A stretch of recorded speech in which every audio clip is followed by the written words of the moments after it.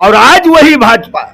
अरे ये तो सदा से दलित विरोधी थे। डॉक्टर भीमराव अंबेडकर जी पैदा हुए थे, वहां दलितों के गले में हाड़ी बांधी जाती थी, पीछे झाड़ू बांधा जाता था। आज मैं नहीं समझ पा रहा हूं डॉक्टर भीमराव अंबेडकर साहब का नाम लेने से इनको इतनी तकलीफ क्यों हो रही है? बिल्कुल पूर्णतः ठाकुरवाद चल रहा है, इसमें कोई दो राय नहीं। आज अत्याचार हो रहा है, इसके भी जिम्मेदार हमारे दलित भाई हैं और हमारे ओबीसी में भी लोग हैं। ऐसी बात उन्होंने गलत नहीं कहा, उन्होंने सही कहा। और आपके चैनल के माध्यम से मैं अपने एससी और ओबीसी के साथियों को कहना चाहता हूं, अपने भाइयों को कहना चाहता हूं कि ऐसे वक्तव्य को सुन करके अब तो जाग जाओ। कब तक सोते रहोगे? जब तक आपके शरीर की चमड़ियां नहीं उधर जाएगी तब तक आप। योगी आदित्यनाथ जी ने जो है कल्ली सेना को जो है इनके खिलाफ भड़का करके और इनके साथ जो अत्याचार करवा रहे हैं, ये बहुत ही गलत है। साथियों नमस्कार। इस समय हम उपस्थित हैं उत्तर प्रदेश की बहुचर्चित नगरी अयोध्या में, और अयोध्या की सबसे ज्यादा चर्चित अगर कोई विधानसभा सीट मानी जाती है तो मिल्कीपुर विधानसभा सीट, जहां पे हाल में अभी उपचुनाव हुआ था। और अगर हम बात करें, ये एससी सुरक्षित सीट है। यहाँ पर अगर देखा जाए तो एक तरीके से जो एससी वोटर हैं, एससी मतदाता हैं, उनकी बाहुलता है। और अगर आप इस तरह इस समय उत्तर प्रदेश की जो सियासत है उसको आप देखेंगे तो जो एक तरीके से अभी आप लगातार देखते जाइए कि जो दलितों पे जिस तरीके से अत्याचार बढ़ा हुआ है और सरकार का उस पर क्या रवैया है, यहाँ के लोग उस पर क्या सोचते हैं, उससे बातचीत करने के लिए हम यहाँ पर मौजूद हैं और हम जुड़ना चाहते हैं। बहुत बहुत स्वागत है सर। पहला सवाल मेरा यह होगा कि जिस तरीके से उत्तर प्रदेश में सूबे के मुखिया योगी आदित्यनाथ लगातार ये कहते हैं कि उत्तर प्रदेश में अपराधी है नहीं, जो बचे नहीं हैं, या तो वो प्रदेश छोड़ चुके हैं, या तो वो जेल में है, या तो सीधे ऊपर चले गए। और आप जिस तरीके से इस समय देख रहे होंगे, एक जाति विशेष के लोगों द्वारा दलितों पर एक कह लिया जाए उत्तम लगातार उत्पीड़न की घटनाएं सामने आती जा रही। चाहे हम वो प्रयागराज या बात करें अभी वाराणसी की, जिस तरीके से धर्म के नाम पर उस युवक को पीटा गया। आप अलीगढ़ की बात करें, वहां पर जय भीम बोलने पर एक युवक को नंगा करके सामंतों द्वारा पीटा गया। या फिर आप अलीगढ़ की बात करें, अभी शामली की बात करें, वहां पर धर्म के नाम पर एक युवक की कुल्हाड़ी से काटकर हत्या कर दी गई या जान से मारने का प्रयास किया गया। इस तरीके की आप घटनाओं को किस तरीके से देखते हैं? देखिए, ऐसा है, सरकार के पास कोई विकास का मुद्दा तो है नहीं। न सरकार ने नौजवानों को नौकरियां दी, न सरकार ने किसानों की कोई सुध लिया है, न महिलाओं की सुरक्षा कर पाई है सरकार। यानी कि आप ये जान लीजिए कि वर्तमान सरकार सुरक्षा के नाम पर बिल्कुल फेल है। अब सामने बिहार और गुजरात का चुनाव आ चुका है।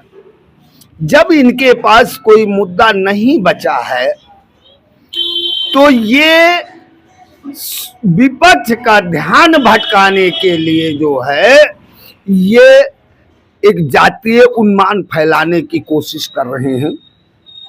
लेकिन मैं साधुवाद देता हूं कुछ चैनल वालों को, चाहे वो यूट्यूब वाले हों या चाहे जो भी हों, जो कि इस बार इनके इस उन्माद को वो पूरी तरीके से रोकने का काम कर रहे हैं और यह सरकार उस उन्माद फैलाने में विफल हो रही है। दूसरी चीज आप ये जान लीजिए, आज जो दलित के साथ हो रहा है इसका जिम्मेदार हमारे दलित भाई खुद हैं। चूंकि इससे पहले जब कांग्रेस की सरकार हुआ करती थी तो कांग्रेस की सरकार में इनको सारा सम्मान मिला, लेकिन आज बहकावे में आकर के सबसे ज्यादा बढ़ चढ़ करके भाजपा के साथ खड़े होने का काम करते हैं। और आज वही भाजपा। अरे ये तो सदा से दलित विरोधी थे, क्या आप भूल गए? वो महाराष्ट्र में एक गांव हुआ करता था जहां डॉक्टर भीमराव अंबेडकर जी पैदा हुए थे, वहां दलितों के गले में हाड़ी बांधी जाती थी, पीछे झाड़ू बांधा जाता था। ये तो हमेशा दलित विरोधी थे। और आज अभी आपने अलीगढ़ की जिक्र किया, एक चीज आप बता दीजिए, इस ये तो इनकी मानसिकता 2024 में ही जाहिर हो गई थी जब इन्होंने कहा था कि 400 पार। आज मैं नहीं समझ पा रहा हूं डॉक्टर भीमराव अंबेडकर साहब का नाम लेने से इनको इतनी तकलीफ क्यों हो रही है। दूसरी चीज, अगर योगी आदित्यनाथ जी में जरा से शर्म बची है तो उन अपराधियों के घर पर क्यों नहीं बुलडोजर चल रहा है। अभी आपने कहा कि शर्म बची है, अभी आप एक भाजपा के दर्जा प्राप्त मंत्री हैं रघुराज प्रताप, उन्होंने क्या कहा है, उनका बयान ये रहा है कि अगर एक गांव में 10 घर ठाकुर हैं तो वो 100 वोट लाने की क्षमता रखते हैं, ठाकुरों से अगर पंगा लेंगे तो ये ठीक नहीं है। यही तो कहीं ना कहीं जो एक बात निकल के आती है, क्या यूपी में ठाकुरवाद चल रहा है, आप क्या राय है इस पर? बिल्कुल पूर्णतः ठाकुरवाद चल रहा है, इसमें कोई दो राय नहीं है। और यह चीज हमने पहले एक शब्द में आपको बता दिया कि जो आज अत्याचार हो रहा है इसके भी जिम्मेदार हमारे दलित भाई हैं और हमारे ओबीसी में भी लोग हैं। ऐसी बात उन्होंने गलत नहीं कहा, उन्होंने सही कहा। और आपके चैनल के माध्यम से मैं अपने एससी और ओबीसी के साथियों को कहना चाहता हूं, अपने भाइयों को कहना चाहता हूं कि ऐसे वक्तव्य को सुन करके अब तो जाग जाओ। कब तक सोते रहोगे? जब तक आपके शरीर की चमड़ियां नहीं उधर जाएगी तब तक आप सोते ही रहोगे। चलिए मान लीजिए, चलिए एक सामान्य व्यक्ति के साथ घटना होती है और तमाम तरीके की जो बातें निकल के घटनाएं तमाम सामने आ रही हैं, वो तो एक अलग बात होगी। अभी आपने देखा होगा समाजवादी पार्टी के राज्यसभा सांसद लालजी सुमन, उन्होंने जो सदन में एक टिप्पणी राणा सांगा के ऊपर की थी, जिसको लेकर तमाम अभी एक आप जाति विशेष के लोगों के द्वारा जिस तरीके से उत्पात मचाया जा रहा है यूपी में और एक जातीय संघर्ष की स्थिति पैदा की जा रही है, इस पर आपकी क्या प्रतिक्रिया होगी? देखिए ऐसा है, लालजी सुमन जी ने जो है एक हमारे हिंदुस्तान के सर्वश्रेष्ठ मंदिर में वक्तव्य दिया। हमारे लोकसभा अध्यक्ष जी का ये परम कर्तव्य होता है कि इनके बयान को जो है जांच करवाते, क्या राणा सांगा जी पे जो इन्होंने बयान दिया था वो सही है या गलत है। जी।